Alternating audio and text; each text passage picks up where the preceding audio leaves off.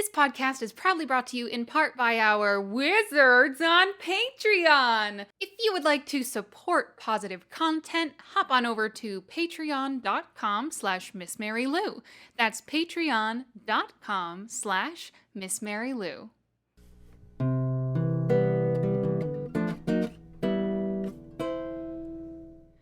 The way to get started is to quit talking and begin doing. Walt Disney. The way to get started is to quit talking and begin doing. This resonated with me so much.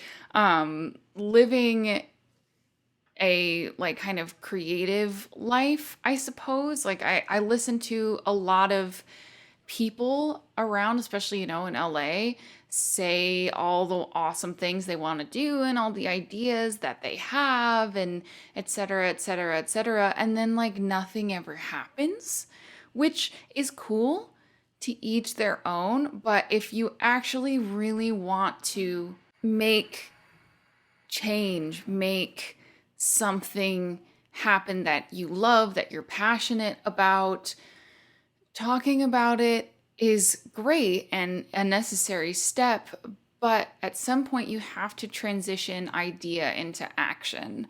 And this can be really, really difficult. I know especially certain mental disorders, etc., can make the action step really, really difficult, but I think it's a super important, necessary lesson and a thing to practice, right?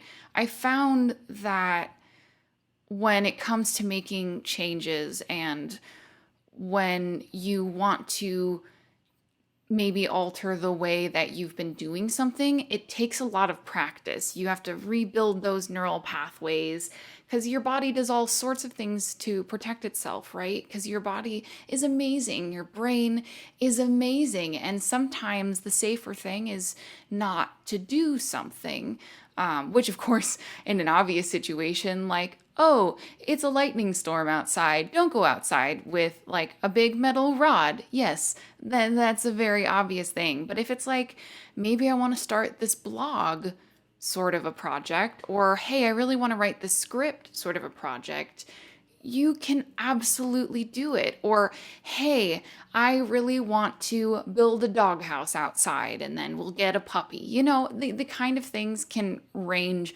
wildly. And it's not always as high stakes as our brain makes it out to be, because our brain will just kind of go into protection mode and as it rightfully should, and protect us. So also, if you're trying to transition into doing something more, don't be so hard on yourself. Your brain is doing just what it's supposed to do. It's trying to protect you. But sometimes we don't need to be protected from things, especially when it comes to starting some sort of project. So even I found if you start small, really little small with something, and then make it happen, hey, you know what? I've always wanted to try to cook this thing. Look up a recipe, get the ingredients, and then get going. And you're like, wow, I did this thing. I've always wanted to paint my room purple. I don't know. Do you, boo? And then you paint your room purple and it kind of snowballs from there. Because one thing that I love doing is making things happen. I love making things happen. And I've even had really talented, wonderful people in my life who have had rotten luck with the people that they've worked with in the past. And they try to make something happen, but through something that isn't under their control, or things happen, whatever, have not ended up actually finishing that project. So I've actually helped some people in my life who I love very much get awesome projects off the ground and into the universe. And I really love doing that. And once you figure out how to take things from words to actions more, the better you get at it, the more you know what steps it takes to get there. Wow, I've already talked a lot about this quote. I referenced it, resonated with me, and it really, really does. Obviously, for me personally, it is a lot of an entertainment specific sort of setting, like producing more specifically, but also like, I wasn't happy in a phase of my life, and I packed up my car with my fiance and moved to California. We had talked about, starting a better life for ourselves, and we did it. You do it. Talk, becoming action. You can absolutely do it. It's a really, really wonderful skill to practice because it is a skill. And like I said, if you're kind of in a rut and you can't really get your brain to help you carry things out, it's okay. Your brain is trying to protect you from something that it thinks is going to be really scary. But you can do it. I believe in you. Thanks, Walt Disney, for like inspiring this mini rant. Hello, good morning, friends. Welcome back to another episode of PositiviTea. This is the podcast where we bring you good vibes by the spoonful. I am your host, Miss Mary Lou Ryan, and it is absolutely fantastic to be back in your ears, having a tea party and a wonderful, wonderful time. Speaking about putting things into action, I have been saying I really, really need to get another podcast going because it really helps me. It helps me so much, and I love doing this. And hey, here we are, putting it into action. I'm back. I love you all so much. I've had a lot of changes in my life and the things and types of content that I'm producing lately, and it's been a lot to wrap my head around it all. But I have some help, and I am working on finding that balance again. And I'm so thrilled. I'm so happy. I'm happy as a clam. Happy as a Mary clam, I guess, if I was a clam, to be back here doing everything with you. I missed it oh so very much, which I suppose brings me to some announcements. So I had mentioned this briefly last time, but I am now live streaming on Twitch tea parties. We are singing and reading classic books right now because it's October. It's Spooptober over on Twitch, and I'm reading Edgar Allan Poe short stories and poetry, as well as playing my ukulele, of course. And I've fallen in love with the platform. It feels really good to be singing regularly, and just, I love voice acting and just bringing stories to life, bringing words to life. It's just, I love it so much. So I've certainly been doing a lot more of that. If you want to hop over and tea party with me over there, it's just been awesome. And now figuring out how to balance Twitch and YouTube and podcast loves is a bit of a challenge, but I'm just breathing through it, trying to feel out what's best for me. And here we are. Yeah, good stuff. Okay, so the tea I'm drinking today, let's talk about this. So I haven't actually had any tea today, and for those of you watching on YouTube, you can see it is actually a bit later in the day outside. It's about 5:30 in the evening as I'm recording this, and I haven't had a single cup of tea today. So I'm about to remedy that, so. Oh my word. That's ridiculous. So this magical brew that I made today, I just need to gush for a minute. It is a black tea base that has sage and juniper berries in it. Oh my gosh. For those of you who have been with the podcast for a while, you remember me drinking Forest way, way back when. And I got some more recently, and I can't stop. It's my go-to caffeinated drink at the moment. Sage and juniper berries. Just like, who does that with tea? Who does that? This was gifted to me by Tea Spectral, who's a friend of mine, and I just adore her talent and her love for what she does. I love it so much. But like, honestly, this reminds me of like Lord of the Rings sort of thing. And I guess it was actually inspired by Lorien or Lothlorien from Lord of the Rings, the forest there. You can just kind of picture yourself, and the ground is crisp and white with snow, and you look up and you're just under a canopy of stunning trees. Ugh. And for those of my of age listeners, I have not tried this myself, but I've heard that this tea pairs ridiculously well with gin. So there's that for you. I didn't know what tea I was going to be drinking 5 minutes ago. And then I was like, oh my gosh, Forrest. Oh my gosh. Oh my gosh. I need this. I need this in my life. A little bit of maple syrup in there, treat yourself. Gosh darn it, this is so freaking good. Okay, that's my tea gushing. Let's move into our first official segment for today, which is self-care experiments. Now, last time that we chatted, I was talking about finding different tent poles to ground myself during my everyday life, finding those little moments where I can bring myself back into the present, take a deep breath, and just ground myself. Grounding tent poles, I called them. Which, when I read grounding tent poles, I was like, what does that mean? I didn't go camping, but I remember now. It's good stuff. And I have really continued some of these habits, and I gotta say, it's been really, really wonderful. I talked in particular about taking the time to pet my kitties, my hobbit cats, Mr. Mary and Pippin. They are just, my heart. I love them so much.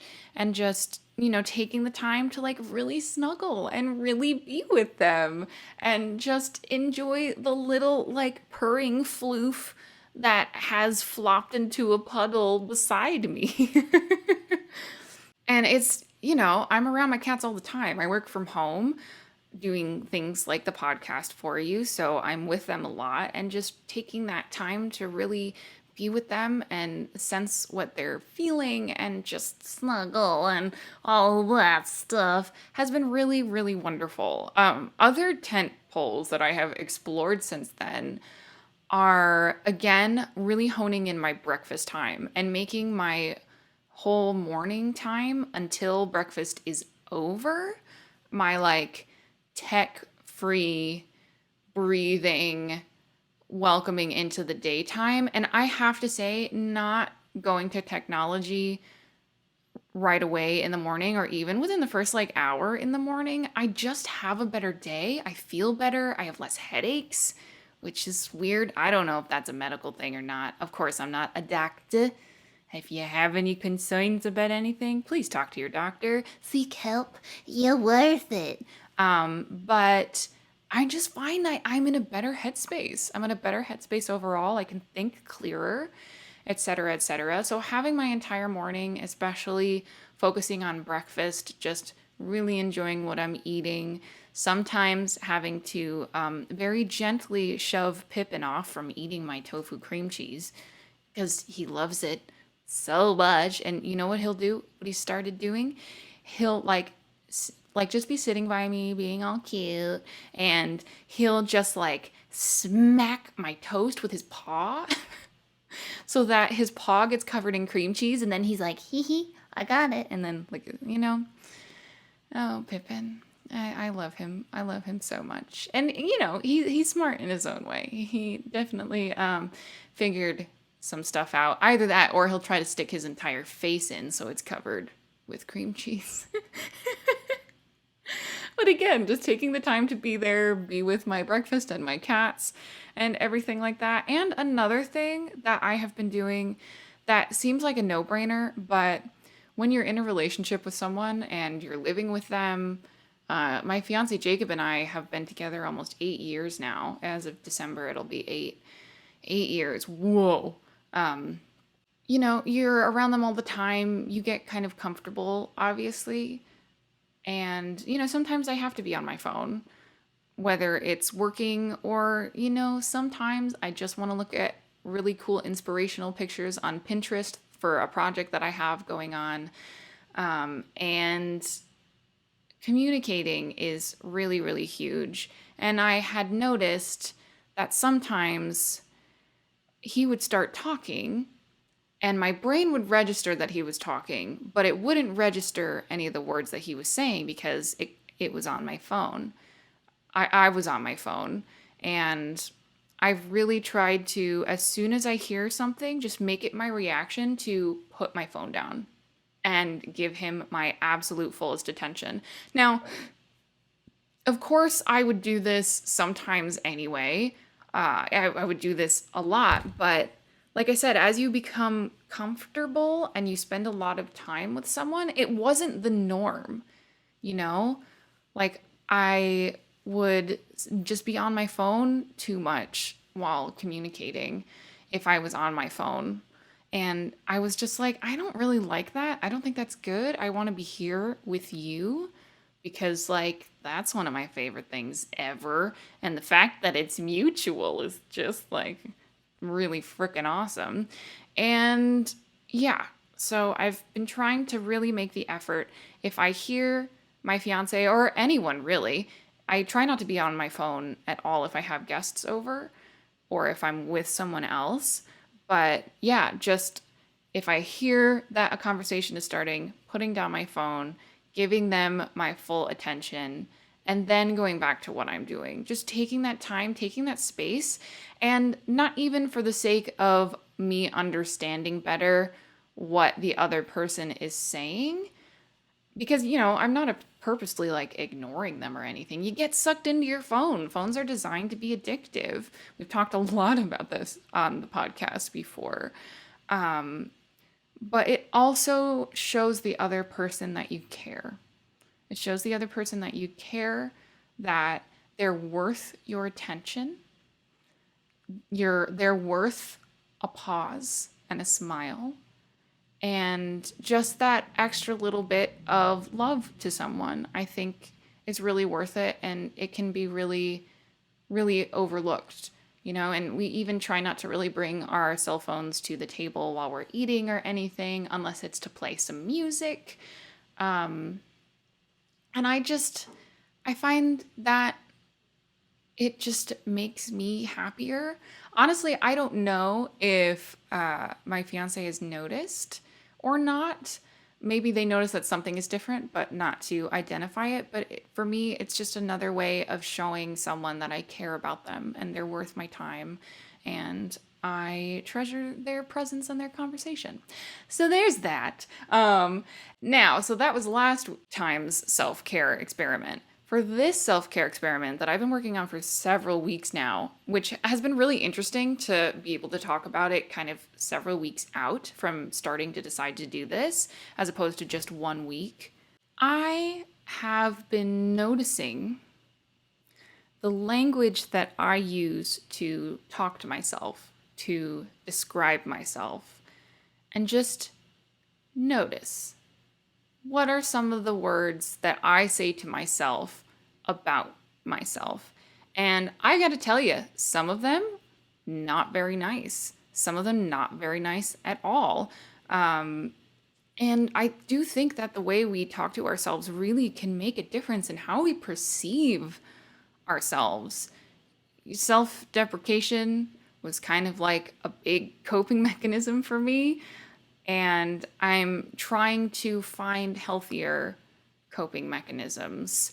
And even if it's just in my head, the way I communicate about myself to myself or what I say out loud. Now, some things that stood out to me that I was using to say about myself is, maybe I would flub something in a conversation or almost burn something while cooking, etc. If I would make something that I would perceive to be a mistake, I would say, oh my gosh, I'm the worst. So listen to that. I'm the worst. Ugh, it feels even awful just like saying it again. And I haven't said this to myself in quite some time because, of course, the next step after noticing how you talk about yourself is to find alternate and more positive ways to talk to yourself. But I had been in the habit of calling myself the worst so much that when those little things would happen, it would weigh that much heavier on me. And it would be harder to shake it off because all of a sudden it wasn't just like, oh, haha, I just need to add a little bit of water to the bottom of the pan to save dinner. It became a lot more than that. I was the worst.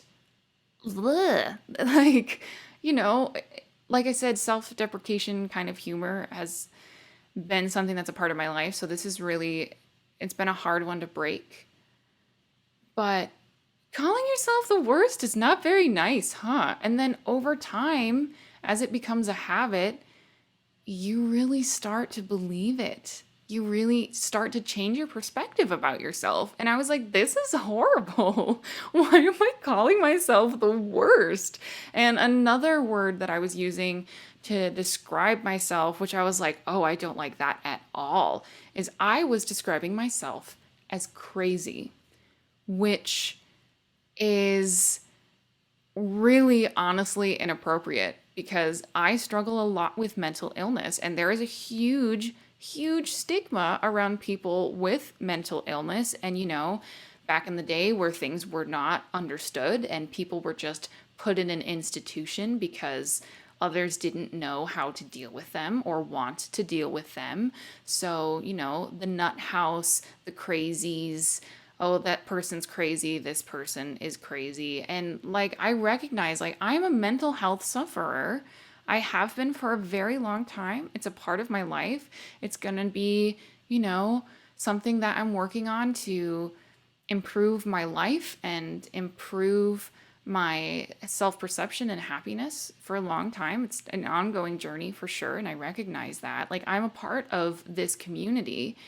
And why am I calling myself crazy? Like, that's awful. Why would I do that? Because, like, no, I'm not crazy. I've just had a lot of trauma, And I mean, the trauma itself wasn't okay, but I am here and I am dealing with it and I am trying to live my best life. And that doesn't make me crazy at all. This one was an unexpected one because I feel like for a lot of people it's a very mild kind of word, crazy. But then I was really thinking about it and I was like, but that's terrible. And why would I want to think about myself as being crazy? No. No. I stopped. I stopped and I'm trying even to remove it from my vocabulary towards others. And of course, this goes for other terms describing mental health as well that I think like kind of perpetuates the stigma. Like maybe someone is exuberant and you describe them as bipolar, for instance. Like there are people that really struggle with bipolar. People I love in my life struggle with bipolar 1 or bipolar 2 disorder. And like it's a real thing and it's not just like a casual term to throw out there in the universe or being like, oh, that person's a schizo or that person is schizophrenic. It's like, I mean, maybe that's their thing, but also throwing labels around to try to describe someone that's actually a diagnosable medical condition is kind of like it's like it doesn't sit right with me. And terms like that haven't sat right with me for a long time. But even coming back to the term crazy, I'm not crazy. People that have different mental disorders are not crazy. They have something physically quantifiable that is measurable by science that is malfunctioning or having their brain not run at optimal capacity, right? Because your brain is an organ. Your brain is a physical part of your body. It's just perceived as something completely different because it has to do with behavior, thoughts, etc. But it is still a physical problem. And I think honestly, like helping to get rid of the stigma is really paying attention to the language that we use. Wow, I did not intend at all for this part to like turn into a PSA destigmatize mental illness thing, but that's kind of like what I was doing with myself. I was like, why on earth would I call myself crazy? That's a terrible word. So yes, not calling myself the worst and not referring to myself as crazy. And it really makes a difference. It really, really does make a difference. And if you say those words out loud, it can also affect how other people perceive you, etc., etc. So yeah, this was a really big one this week. And I would be really curious if you if you tried this one with me. If you feel comfortable sharing some of the terms that you use to describe yourself that you're not comfortable with, whether that's on Twitter or in Discord or whatever it is, wherever you're comfortable, or send me a private message on Instagram. I'd be really, really curious, because I was surprised, and I'm really glad that I'm going forward to make that kind of a change, because after doing this for several weeks now, it really makes a difference. And like, the world might put me down in circumstances, but I certainly don't need to put myself down. Community news. Welcome back to Community News. This is a fantastic part of the podcast where we talk about good news from you, the listeners, and I celebrate your general awesomeness, give you a little shout out, and it's all things big and small in your day. Again, this week, all of our community news is from my Discord, which will have a link in the show notes or down below if you are on YouTube to join. I'm probably going to open it back up again. It's just been easier for me lately to just source from our lovely Discord humans. So, starting off with, this is from Beverly Butterfly, and she says, I reached 600 subscribers on my YouTube. Oh my goodness gracious. Beverly, you are a creative, loving wizard warrior woman. I just adore you. I adore you so much. For those of you who don't know, Beverly Butterfly on YouTube, also the blog Blooming Mindfulness. Please go check her out. I'll link that in the notes as well. She covers everything from living with a disability to pop culture nerd stuff, which I just love, to vintage wearing delightfulness. Beverly is just like, Beverly as a person to me is just a warm hug, a warm, welcoming hug. And I have been following Beverly's journey on YouTube for a couple of years now, I think, and just watching her grow and just being so excited and celebrating right along with her. And like, what a supportive, phenomenal human. I just, Beverly, I'm so proud of you. You are a fantastic wizard warrior, and I congratulations on 600 subscribers. I know that this news was from like a little while ago, but I am so thrilled for you that you're continuing to grow, continuing to do your thing. Go support Beverly Butterfly if it sounds like something that you would just love. And I'm so happy for you, Beverly. Congratulations. Next up, again from our Discord, we have Starman, and Starman says, I went to the studio and rehearsed for an album I got invited to play on. They recorded, and they're really proud that they got invited to play on a couple of tracks. Oh my goodness, Starman, you are a jazz playing wizard. Like, this makes me so happy. How freaking cool is that? How cool is that? And I know at this point you have recorded already, and that was an amazing experience for you, but you're right, just like being proud of the fact that you got invited to play, and like, you're young, like you're doing the thing, Starman, you're freaking doing it. And I'm so happy when people have something that they love so much, and then they work hard, they persevere, and they're presented with wonderful opportunities and just do smashingly. Watching people succeed, it fills my heart with so much goodness, and I'm so happy for you, Starman. Congratulations. I can't even like speak words. Like, how freaking exciting is this? And I can't wait to hear the tracks on the album that you recorded for. I look forward to, hearing your saxophone magic in my ears, You are a saxophoning wizard. Congratulations. And last, we have from Skeecha, and Skeecha says, I was cast as Professor Quirrell in my university's Theaters Club production of a Harry Potter musical. I saw Harry Potter and I was like, ooh, ooh, ooh, must talk, must do, must have the thing. Skeecha, how freaking, oh my goodness, you're a theatrical wizard! Because you are. Like, okay, so not only did you get a part, which is really wonderful, of course, but you had the bravery to audition in the first place. You, again, it goes like back to our quote, right? You have this thought, this idea, this something that you want to do, and then you actually take action on it. And congratulations on getting the part of Professor Quirrell, a Harry Potter musical I've seen clips of, but I've never actually seen the whole thing. I know.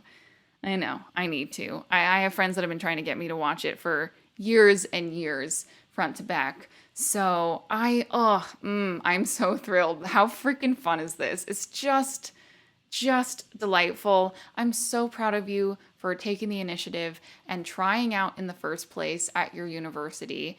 And you got the part. Congratulations. I hope that the rehearsal process is absolutely magical and you have a lot of fun performing a Harry Potter musical, which I really, really, really would like to see. So just freaking magic.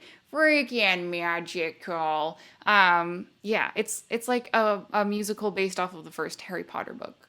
Who doesn't want that? I love it. I'm so delighted, you know. Good news, everyone! I have good news. Welcome to our final segment of the podcast today. Good news. This is the part where I deep dive into the depths of the interwebs to find something good for you. Again, it is important to stay aware and informed of the happenings in the world, but it is not good to let it keep you from being a functioning human being. So I am here to kind of even that out for you a little bit, hopefully make you smile, and I have a wonderful one. This is from Microsoft News, and I'm just so delighted by this. Are you ready? Junior detectives help Roseville, California police find 97-year-old woman. I'll just tell you about it first. I'll give you the summary, all right? So, there were 5 friends around 10 years old and younger who heard of a missing woman with dementia who had wandered off from her care facility. So this poor woman with dementia was just lost, took off somewhere, wandering around.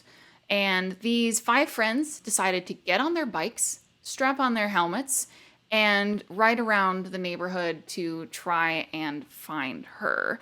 One of them said, I don't know, I just wanted to help. I like helping, except if it's chores, of course. And even then, one of them fell off their bike, and his brother went and put some band-aids on to rescue so that the search could continue. The 5 friends went ahead and took a dinner break, and after dinner, got back on their bikes and went out to continue the search for the missing woman. And they spotted her. They found her after dinner on their bikes. They called the police to let them know they had found the missing woman, and the police were quite surprised to find a team of 10-year-olds had found the missing person. And the detectives even had said, you know, how proud they were of the kids, that they were able to help in about 10 years, call them to see if they wanted a job as a detective. And one of the kids in the gang said, it's amazing. I had no idea what my future would be like until now. Detective. What I am so delighted about by this news story is it's basically an 80s movie in real life. Like, really, like a gang of 5 kids, they hear about a missing person, they hop on their bikes, you know, they might fall, get a couple of cuts and scrapes along the way, but after a good helping of dinner from home, they don't give up. They go out and they find the missing person. I am so absolutely enthralled, just all the things about this story. And if you actually watch the interview with the children, some of the quotes there that are absolutely gold. It's really lovely. Especially the kid being really excited and very honest. Like, I had no idea what my future would be like until now. Detective. Like, how cool is that? And the kids are just absolutely genuine. No, they didn't put themselves into any kind of danger or anything. They just like rode their bikes around the neighborhood with helmets, of course. And I am just I love that they wanted to help. They could have done anything. They could have done anything that day. They, could have, I don't know, do kids go to the arcade anymore? Is that not really a thing? I guess my brain is kind of all in like my favorite 80s movies mode right meow. But yeah, they could have just stayed and watched TV. They could have played in the backyard. But no, they heard that there was a woman 97 years old with dementia wandering around lost, and they decided to help, and they helped in the best way that a gaggle of like 10-year-old and under kids could have possibly helped. And I'm really glad to hear that the police officers that were informed were very supportive of this. They were very kind about it. They weren't like mean to the kids or diminishing at all. In fact, they praised them. And, one of them is excited about the future job prospect of being a detective when he grows up, which is really wonderful. And also, of course, I can really identify with the quote, "I don't know, I just wanted to help. I like helping, except if it's chores." My inner, like, 8-year-old Mary identifies with that so hard. Like, so hard. And you just have to appreciate how honest kids are sometimes. I don't know. There's just, like, some kind of sprinkle of fairy dust and magic and wonderfulness on this story. So, to the 5 bike riding friends from Roseville, California, thank you. Thank you for your service to the community. Thank you for making a situation a lot safer for the lost individual, faster than it could have been otherwise. So I'm so happy. I'm so happy. Can we have more movies and stuff like this? I do suppose Stranger Things is definitely a hark back to those days, although those kids get in a lot more danger than just riding their bikes around the neighborhood in the daytime. But yeah, so there's your little bit of junior detective feel goodness, good news. All right, my friends, it has been a wonderful, wonderful Tea Party podcast with you today. We covered some really important and wonderful sort of topics today. Again, if you decide to do any of the self-care experiments with me, or if you have any good news, or if you have something wonderful that happened to you or your community, etc., please let me know. I love to hear from you. It's one of my favorite parts of this podcast community. I absolutely adore it. I adore you. Thank you for being back for the tea party today. And last and most important of all, I hope you have a wonderful week, and I will see you next tea party. This podcast is lovingly produced, directed, written, and created by yours truly, Miss Mary Lou Ryan. Our music was composed and performed by Jacob Kahn. Our logo designed by Hilda Meyer Post. And if you'd like to spread a little positivity into the universe, I would love wherever you are tea partying with us to spread the words with those who could use a little cheer in their cuppa. Thank you so much for listening, and I'll see you next week.